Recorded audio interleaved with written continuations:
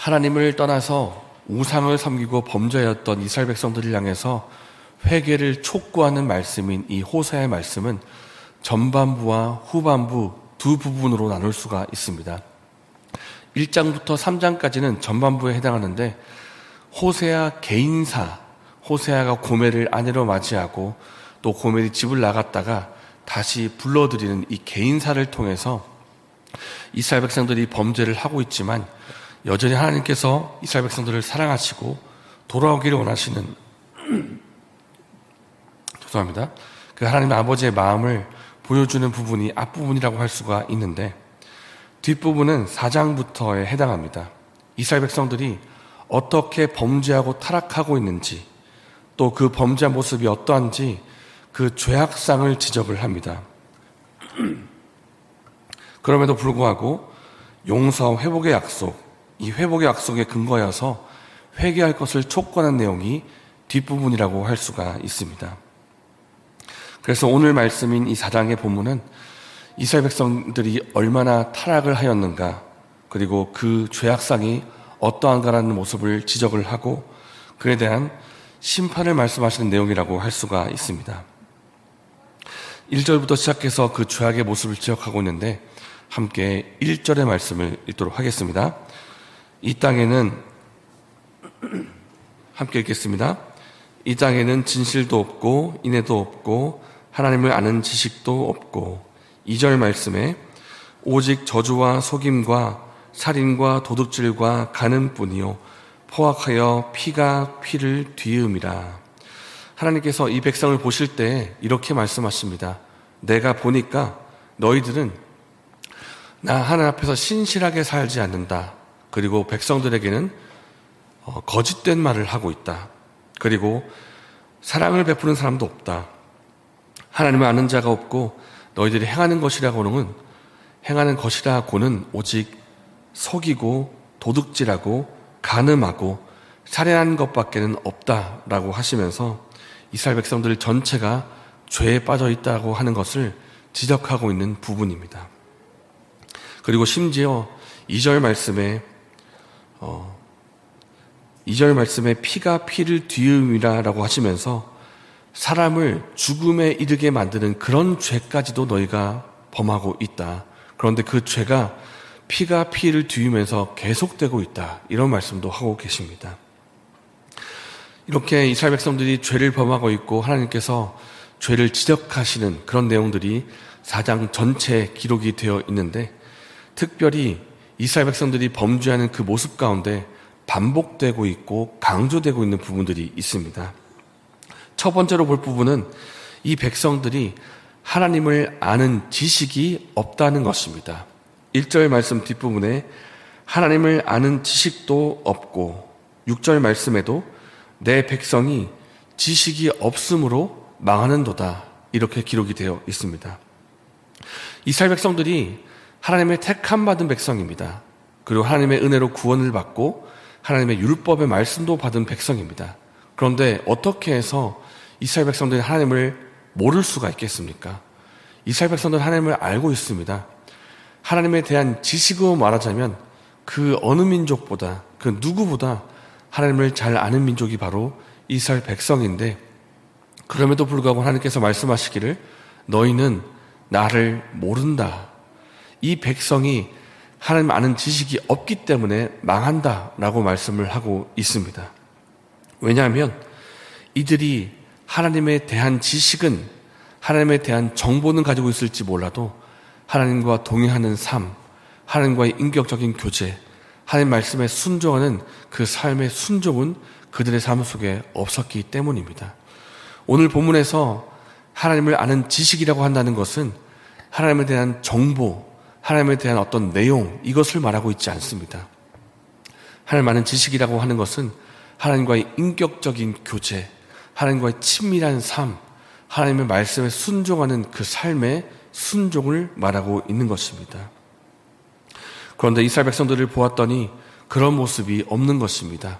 교제하는 것도 없고 동행하는 것도 없고 말씀에 순종하는 것도 없기 때문에 하나님께서 진단하시기를 이 백성들은 나를 알지 못한다. 그렇게 말씀하신다는 것입니다.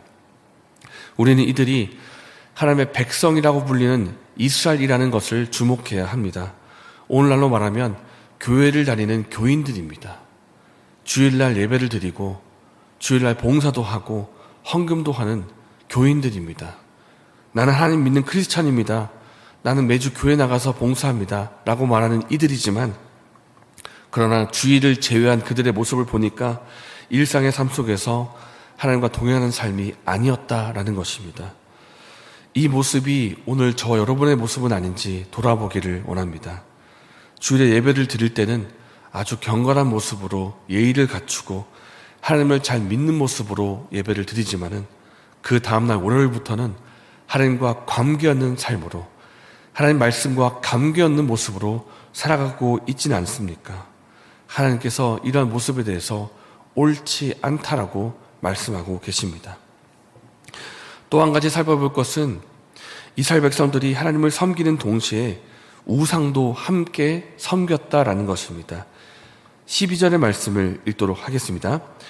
내 백성이 나무에게 묻고 그 막대기는 그들에게 고하나니 이는 그들이 음란한 마음에 미혹되어 하나님을 버리고 음행하였음이니라. 여기서 나무에게 묻고 막대기가 고한다라는 것은 나무 우상에게 가서 기도하고 뜻을 물었다라는 뜻입니다. 하나님이 아니라 나무를 깎아서 만든 그 나무 우상에 가서 절하고 기도하고 뜻을 물었다라는 것입니다. 왜 이스라엘 백성들이 하나님이 계심에도 불구하고 우상에 가서 절하고 기도를 했을까요? 그것이 그들에게 도움이 되고 이로움이 줄 것이라 믿어졌기 때문입니다. 농사를 지을 때 물이 필요하지 않습니까? 바알신에게 가서 기도하면 바알신이 비를 내려준다더라. 그러니까 바알신에게 가서 기도하는 것입니다. 결혼을 해서 가정을 꾸려 자녀를 낳고자 합니다. 자녀가 잘 나오지 않으니까 이제 소문이 들리는 것입니다. 아세라 우상에게 가서 기도하면 아세라 우상이 자녀를 잘 낳게 해준다더라. 그러니까 그 우상에게 가서 기도하고 자녀 달라고 구하는 것입니다. 우상을 섬기는 이유가 무엇입니까? 그 우상이 나에게 무언가 해줄 것을 기대하기 때문입니다. 이 우상을 마음에 품으면 그것이 나에게 무엇을 해주고 나를 행복하게 해줄 것이다 기대하기 때문입니다. 이 돈만 있으면 내가 행복해질 거야. 이 사람만 나에게 있으면 내 인생이 풀릴 거야. 이것만 내가 따내면, 이것만 내가 가지고 있으면 내가 가치 있는 인생을 살게 될 거야. 내가 이것만 붙잡으면 된다. 그것이 바로 우상입니다. 그것이 나에게 행복하게 해줄 것이라 기대하기 때문입니다. 그러나 하나님께서 말씀하십니다. 우상은 우리를 행복하게 해주지를 못한다. 오히려 우상은 우리를 산채로 잡아먹을 것이고 공허함만 남길 뿐이다. 우상이라는 단어에 영어 단어 아이돌이라는 단어가 있습니다. 이 아이돌의 단어 뜻 자체가 공허함, 허망함이라는 뜻입니다. 우상은 우리를 행복하게 해주지 못합니다. 결국 우리를 산채로 잡아먹을 것이고 우리에게 허망함만, 신기루와 같은 것만 남길 뿐입니다. 오늘 저 여러분에게 하나님보다 더 크게 보이는 것이 혹시 있으십니까? 돈이나 가족이나 자녀나 성공이나 사회적인 지위나 그런 것들 가운데 무엇이든지 하나님보다 더 커 보이고 더 소중하게 보이고 더 사랑스러워 보인다면 그것이 바로 우상입니다. 이 시간 우리의 마음을, 우리의 삶을 새롭게 하기를 원합니다. 하나님보다 더 소중히 여기고 사랑하는 것이 있었다면 그것을 내려놓게 하여 주시옵소서. 그리고 매일의 삶, 일상의 삶에서 하나님과 교제하고 동행하면서 그 말씀에 순종하는 삶을 살게 해달라고 기도하시는 저 여러분 되시기를 바랍니다. 이 시간 말씀을 생각하면서 두 가지를 기도하기를 원합니다. 우리의 마음속에 들어있는 하나님보다 더 사랑하고 더 의지하고 있는 우상이 있다면 그것을 버릴 수 있도록 도와주시옵소서. 그리고 우리의 일상의 삶에서 월요일부터 토요일까지 일상의 삶에서 주님과 교제하며 동행할 수 있고 말씀에 순종할 수 있는 우리의 삶이 되게 해달라고 기도하면 좋겠습니다. 이렇게 기도하시고 내일에 있을 예배를 위해서 기도하신 후에 자유롭게 돌아가시겠습니다.